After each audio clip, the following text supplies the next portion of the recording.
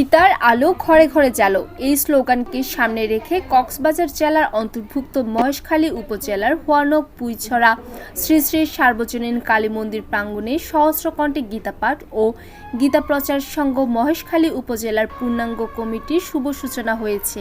গীতা শিক্ষার আলো থেকে বঞ্চিত, যেখানে গীতা শিক্ষার প্রসার হয়নি, সেখানে আমরা প্রথমার্ধে কাজ করব, সবাইকে গীতা স্কুলমুখী করব, সবাই যাতে ধর্মীয় শিক্ষা অর্জন করে নীতি নৈতিকতাকে হৃদয়ে ধারণ করে সুন্দর জীবনশৈলী নির্মাণ করতে পারে, সেই হিসেবে আমরা পরিপূর্ণ একটা লক্ষ্য নিয়ে এগিয়ে যাচ্ছি।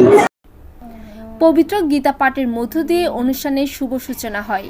এরপর অনুষ্ঠিত হয় সহস্র কণ্ঠে গীতা পাঠ ও ধর্মীয় সাংস্কৃতিক অনুষ্ঠান। প্রতিটা মন্দিরে মন্দিরে গীতা স্কুল হোক, আমাদের গীতা প্রচার সংঘ প্রত্যেকটি মন্দিরে প্রত্যেকটি সনাতনী সন্তানদের হয়েই কাজ করবে। বলাই আছে আমাদের সংগঠন সবসময় অলাভজনক। তারপর মহেশখালী উপজেলার 2025 সালে এসএসসি পরীক্ষায় জিপিএ 5 প্রাপ্ত মেধাবী সনাতনী শিক্ষার্থী ও আগত অতিথি এবং কমিটির সদস্যবৃন্দদের মাঝে সংবর্ধনা দেওয়া হয়। এই গীতা শিক্ষার পাশাপাশি বিশেষ করে তাদের নৈতিক শিক্ষার কথাটাই বলবো, যে বাবা মাকে শ্রদ্ধা করবে, সম্মান করবে, বড়দের প্রতি তারা সম্মান জানাবে, ছোটদের প্রতি তাদের স্নেহ থাকবে, এই নীতি।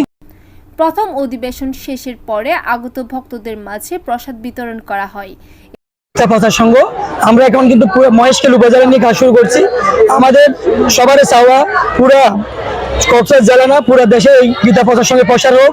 এরপর পরে গীতা সংঘ কমিটি ঘোষণা করা হয় এবং আগত অতিথিবৃন্দরা বক্তব্য প্রদান করেন। এতে কমিটি সহ আগত অতিথিরা বলেন, সমগ্র দেশে গীতা শিক্ষা ছড়িয়ে দিতেই তাদের এই উদ্যোগ। গীতা শিক্ষায় পারে একজন মানুষকে অপরাধ থেকে বিরত রেখে আদর্শ মানুষ হিসেবে গড়ে তুলতে। ভগবত গীতা হচ্ছে আমাদের হিন্দু ধর্মের সংবিধান, গীতার আলো ঘরে ঘরে জানো, এই বিষয়টি আমরা প্রতি ঘরে ঘরে ছড়িয়ে দেওয়ার জন্য আমরা এই সংগঠন করেছি। তাই সব জায়গায় গীতা শিক্ষার প্রয়োজনীয়তা রয়েছে। আলোচনা সবার পরপরই মনোজ্ঞ সাংস্কৃতিক অনুষ্ঠান অনুষ্ঠিত হয় এবং এর মধ্য দিয়ে অনুষ্ঠানের সমাপ্তি ঘটে। শুভধর সূর্য এর তথ্য ও চিত্রে অর্পিতা চৌধুরী, সনাতন টিভি, কক্সবাজার।